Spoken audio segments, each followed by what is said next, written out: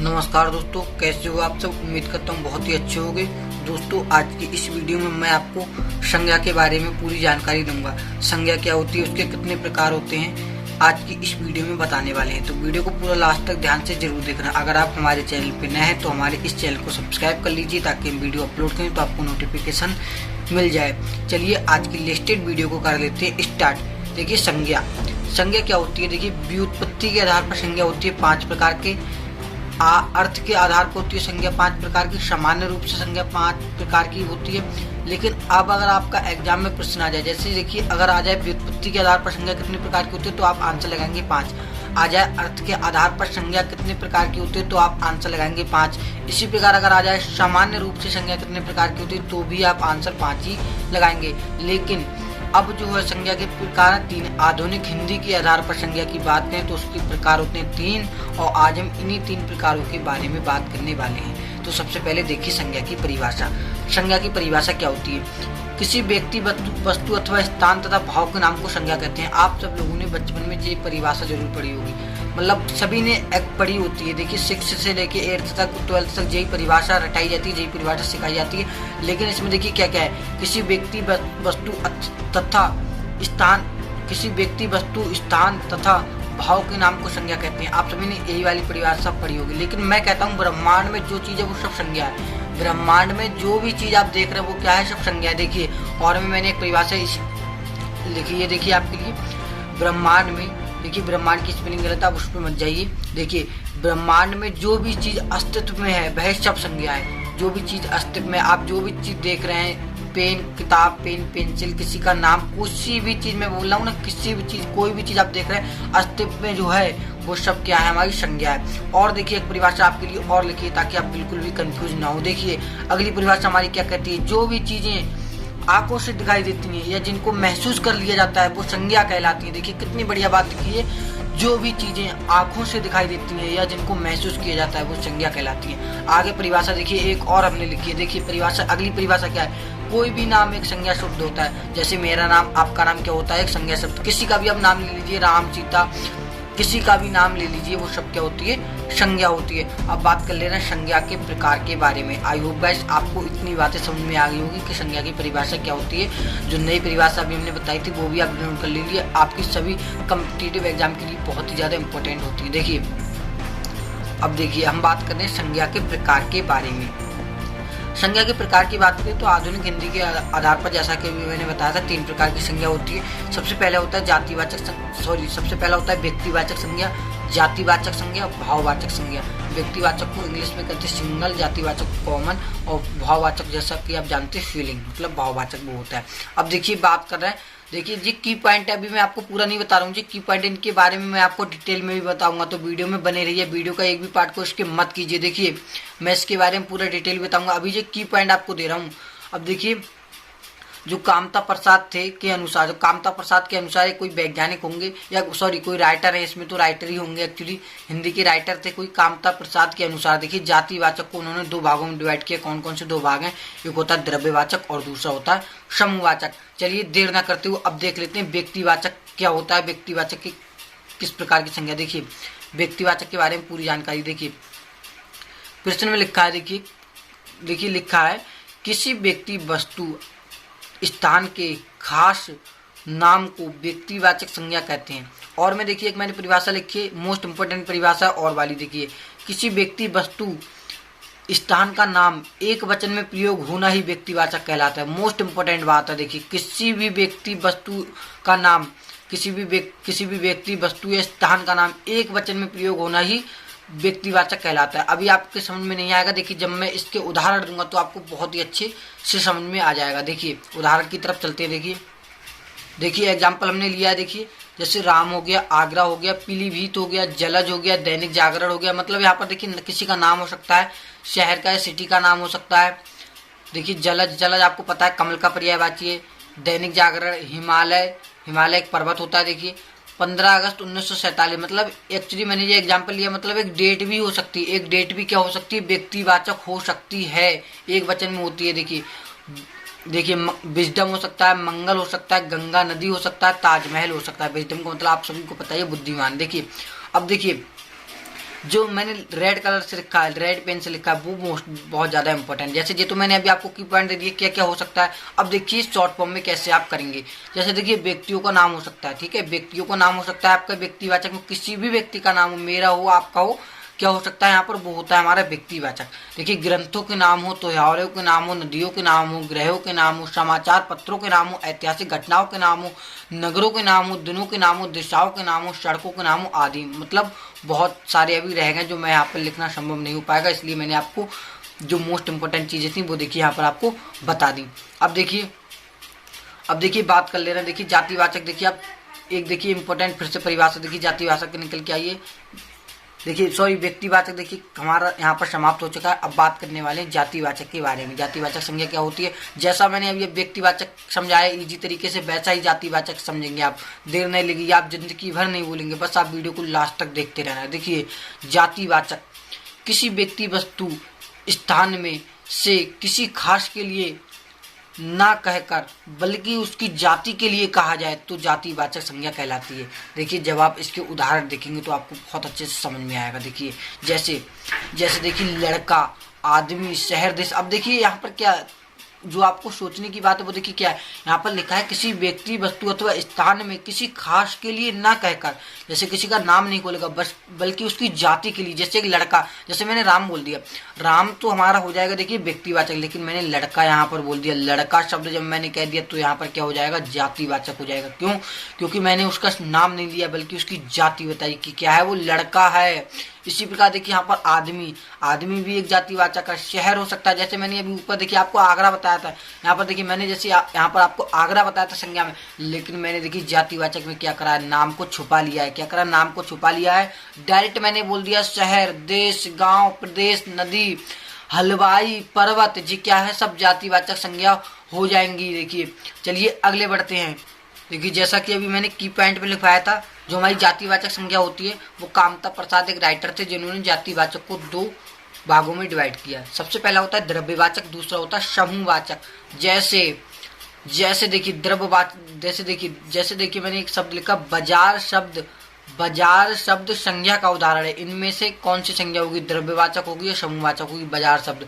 देखिए जातिवाचक होगी, समूहवाचक, व्यक्तिवाचक, भाववाचक। तो राइट आंसर उसका हो जाएगा समूहवाचक। देखिए बाजार, जैसा कि आपको सबको पता है, मेरे या आपके होने से बाजार नहीं बनेगी। बाजार में क्या होंगे, जब तक भीड़ नहीं होगी, जब तक लोग नहीं होंगे तो क्या वो हमारी बाजार नहीं बनेगी। क्या आप देखिए बाजार में एक दुकान से बाजार, कहीं पर एक दुकान है आप उसको बाजार कहेंगे, लेकिन हाँ जहाँ पर अनेकों दुकानें हैं वहां पर आप कहेंगे बाजार है, मतलब एक समूह है दुकानों का, तो क्या हो जाएगा, समूहवाचक संज्ञा का उदाहरण हो जाएगा। अब देखिए समूहवाचक की हम देखिए यहाँ पर समूहवाचक संज्ञा की क्या करते हैं, देखिए परिभाषा पढ़ते हैं। देखिए समूहवाचक, देखिए मैंने अभी बताया था जो जातिवाचक होती है 2 प्रकार की होती है, द्रव्यवाचक और समूहवाचक। सबसे पहले हम समूहवाचक को पढ़ने वाले हैं, डिफाइन करने वाले हैं। देखिए समूहवाचक क्या होती है, वे संज्ञा शब्द जो किसी समूह को प्रदर्शित करते हैं समूहवाचक संज्ञा शब्द कहलाते हैं। जैसा कि मैंने उदाहरण में आप सबको पूरा बता दिया। देखिए आप इस प्रकार पढ़ेंगे तो आप बिल्कुल भी नहीं भूल पाएंगे। समूह का मतलब ही होता है समूह, group of people, group of मतलब किसी चीज का ग्रुप हो सकता है, तो क्या हो जाएगा हमारा समूहवाचक यहाँ पर संज्ञा हो जाएगी। जैसा कि देखिए मैंने कुछ यहाँ पर उदाहरण आप सबके लिए लिखे हैं। जैसे देखिए सभा हो सकते हैं, गुच्छा देखा आपने, गुच्छा किसी का भी गुच्छा हो सकता है, चाबी का गुच्छा हो सकता है, अंगूर का गुच्छा हो सकता है, तो क्या है वो एक समूह में तो है। संघ हो सकती है, संघ जैसे संघ एक सब तरह का जीवी समूह होता है। सेना हो सकती है, क्या आप एक जैसे आप बताइए सेना अगर आ जाए फिर इसमें सेना आ जाए, सेना शब्द किस संज्ञा का उदाहरण है, आ सकता है। देखिए जातिवाचक, समूहवाचक, व्यक्तिवाचक, भाववाचक। तो आप राइट आंसर लगाएंगे समूहवाचक, बिकॉज दैट इज सेना। आप एक को सेना नहीं कह सकते जब तक पूरी सेना आपने कहते नहीं ये आर्मी की सेना है, तो मतलब वहां पर बहुत सारे पीपल इकट्ठे होते हैं, एक को सेना नहीं कहा जाता है। देखिए गिरोह कहते हैं, झुंड कहते हैं। यहाँ पर देखिए मंच आ गया, मंच जैसे एक मंच पे क्या एक लोग होगा, जब तक मंच बनेगा ही नहीं एक लोग से। अगर मैं अकेला खड़ा हो जाऊँ जाके और कोई नहीं हो तो वो मंच कैसे बन जाएगा, मंच के लिए चाहिए ग्रुप। तो इसी प्रकार ये भी समूहवाचक हो जाएगा, परिवार, वर्ग, मंडल, संसद, बारात। इसी प्रकार और भी आप देख लीजिए, पुलिस हो गया, मेला हो गया, बाजार हो गया, चुनाव, कक्षा आदि। देखिए अब हम आगे बढ़ते हैं। एक नोट मैंने आप सभी के लिए लिखा है, वो भी बहुत ज़्यादा इंपॉर्टेंट है इसी की। देखिए नोट हमारा क्या है, समूहवाचक संज्ञाओं का, देखिए समूहवाचक संज्ञाओं को संख्याओं के रूप में देखा जा सकता है। मोस्ट इंपोर्टेंट बात, अभी आपने जो कुछ भी पढ़ा अगर आप उसको नहीं भी याद रखना चाहते हैं तो आप एक बात याद रख लीजिए, जो समूहवाचक संज्ञा होती है उसको संख्याओं के रूप में देखा जा सकता है। जैसे देखिए गिना जा सकता है, संख्याओं के रूप में देखा जा सकता है या गिना जा सकता है। वस्तुओं का समूह हो सकता है, कुंज हो सकता है।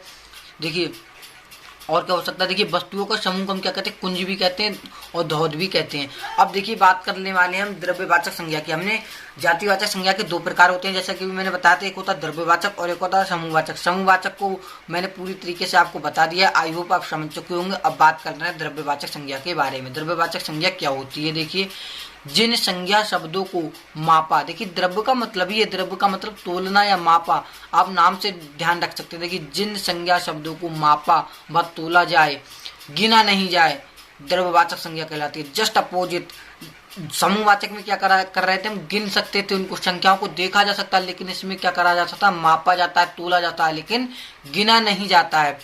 यह ठोस द्रव्य, ये देखिए ठोस द्रव्य गैस धातु अधातु के रूप में हो सकती है। इसके देखिए एग्जाम्पल देखिए, जैसे सोना, चांदी, लोहा, पनीर।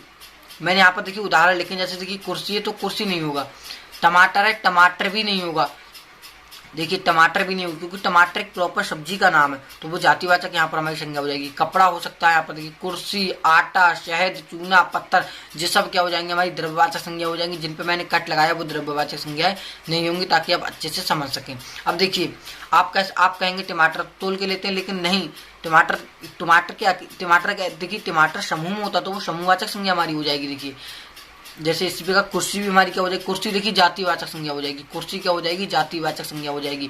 द्रव्यवाचक संज्ञा जैसे सोना हो गया, चांदी हो गई, आप ये की पॉइंट ध्यान रखना, यह ठोस द्रव्य गैस धातु अधातु हो सकती है। बस अब देखिए बात करने वाले हैं अगली संज्ञा का प्रकार के बारे में, जो है हमारी भाववाचक संज्ञा। देखिए भाववाचक संज्ञा, जैसा कि नाम से ही पता चला है, भाव का मतलब क्या होता है, फीलिंग। देखिए भाववाचक संज्ञा वे संज्ञा शब्द जिनको केवल महसूस किया जा सकता है, वे संज्ञा शब्द जिनको केवल महसूस किया जा सकता है, छुआ नहीं जा सकता। जैसे देखिए मेरे अंदर कोई फीलिंग है, आप उसको छू नहीं सकते। आपके अंदर कोई फीलिंग दुख की है, सुख की है, आप उसको छू नहीं सकते, सिर्फ क्या कर सकते हैं, महसूस कर सकते हैं। ना सामने वाला उसको देख सकता है, ना आप खुद देख सकते हैं, बस क्या कर सकते हैं, महसूस कर सकते हैं। और महसूस करना ही आपका क्या कहलाता है, भाववाचक संज्ञा कहलाता है। जैसे देखिए यहाँ पर अब मैंने एक परिभाषा और लिखी, तथा ये शब्द किसी व्यक्ति, वस्तु, स्थान के गुण, दया, अवस्था का बोध करते हैं। जैसे कभी मैंने कहा था, दया अवस्था मतलब वो सुख में है, दुख में कौन सी अवस्था है, बोध करते हैं, भाववाचक कहलाते हैं। एग्जाम्पल देखिए सर्दी, कितना बढ़िया एग्जाम्पल देखिए, सर्दी आप देखिए देख सकते हैं, महसूस कर सकते हैं। गर्मी आप देख नहीं सकते लेकिन महसूस कर सकते हैं। बचपन आप देख नहीं सकते, आप महसूस कर सकते हैं। आपका जो उम्र निकल गई, आप जब 5 साल के थे तो आप उसको देख नहीं सकते, सिर्फ केवल महसूस ही कर सकते कि तुम्हें कैसा था, कितने में पढ़ता था, कैसा दिखता था, आप महसूस कर सकते हैं, लेकिन अपना बचपन देख नहीं सकते। बुढ़ापा भी नहीं देख सकते, जवानी भी नहीं देख सकते, सौंदर्य भी नहीं देख सकते। प्रेम हो गया, घृणा हो गया, धोखा हो गया, गुस्सा, क्षमा, दया, क्रोध, ईर्ष्या, निराशा, चुभन, खुजली, आशा आदि। देखिए आप इन सबको देख नहीं सकते, केवल महसूस कर सकते। धोखा दिखता नहीं है, महसूस होता है।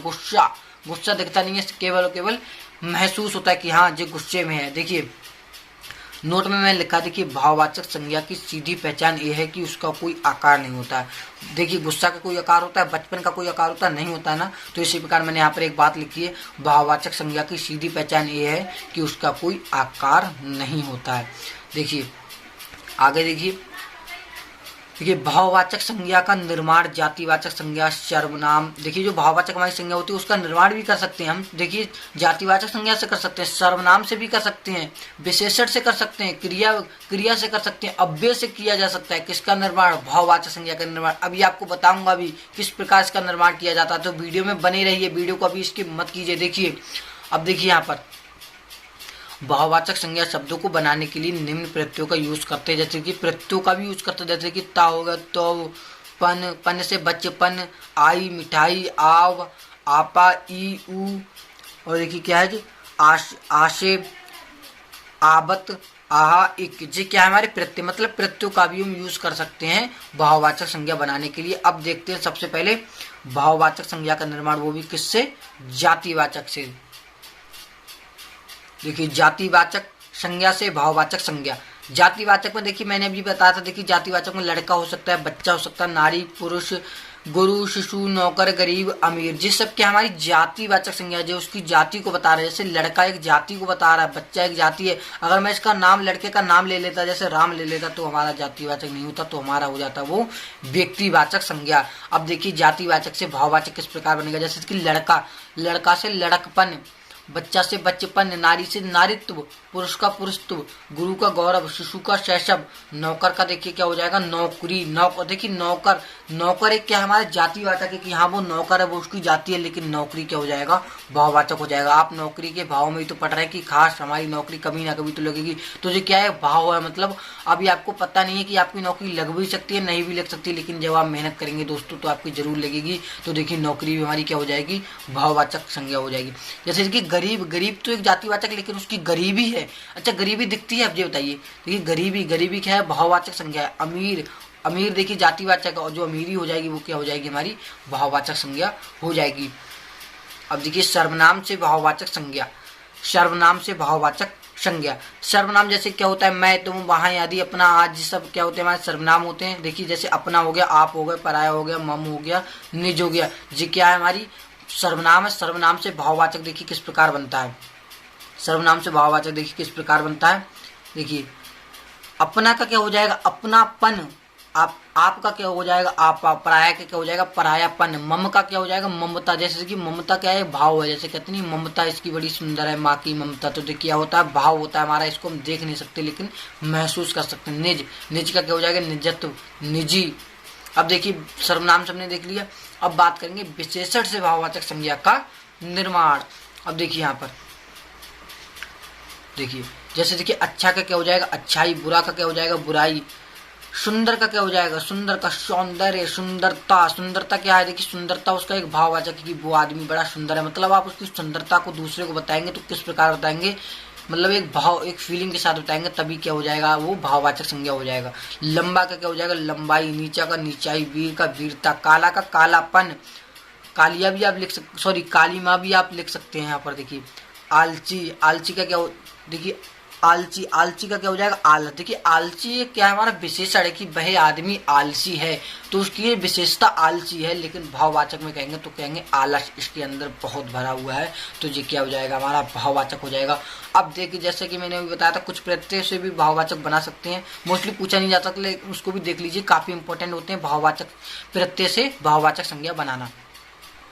देखिए सबसे पहले एक और भी अभी क्रिया से भी भाववाचक देखिए बनते हैं। क्रिया से देखिए मैंने अभी पीछे बताया था, देखिए क्रिया, क्रिया क्या हो सकती है चढ़ना, बैठना, पढ़ना, भागना, ये सब क्या हमारी क्रिया, क्रिया होती है, कार्य होता है क्रिया की क्या कर रहा है। देखिए चढ़ना, पढ़ना, लिखना, जीतना, जी हमने कुछ ही क्रिया लिखी लेकिन बहुत सारी से आप बना सकते हैं भाववाचक। मैं केवल एक क्राइटेरिया आपको बता रहा हूँ आप किस तरह बनाएंगे। देखिए चढ़ना का क्या हो जाएगा चढ़ाई, पढ़ना का पढ़ाई, लिखना का लिखाई या लिखावट, जीतना का हो जाएगा जीत। जीत एक क्या है जीत, देखिए जीतना है क्रिया की वो वह जीत गया, तो उसकी क्रिया है कि वो जीत गया, लेकिन जीत, जीत के मतलब क्या होती है भाव से होती है, जैसे कहीं जीत गए तो एक भाव है।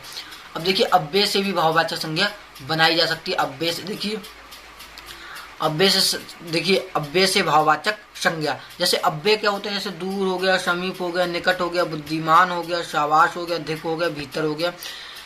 इसी प्रकार देखिए भाववाचक क्या हो जाएगी दूरी हो जाएगी, समीप पे हो जाएगी, निकट का क्या हो जाएगा निकटता हो जाएगा, बुद्धिमान का क्या हो जाएगा बुद्धिमता हो जाएगा, शाबाश का क्या हो जाएगा शाबाशी, कहते नहीं शाबाशी दे दो इसको। धिक का क्या हो जाएगा धिक्कार हो जाएगा, भीतर का क्या हो जाएगा भीतरी हो जाएगा। तो ये हमारी पूरी संज्ञा यहाँ पर खत्म हो चुकी है। आई होप गाइस आपको समझ में आई होगी। अगर आपको समझ में आ गई तो हमारी इस वीडियो को लाइक कीजिए ताकि हम अगले की वीडियो अपलोड करें तो आपको नोटिफिकेशन मिल जाए। आगे की वीडियो हम सर्वनाम पढ़ाएंगे। चलिए जब तक के लिए बाय बाय, मिलते हैं किसी और एक नेक्स्ट इंटरेस्टिंग वीडियो में।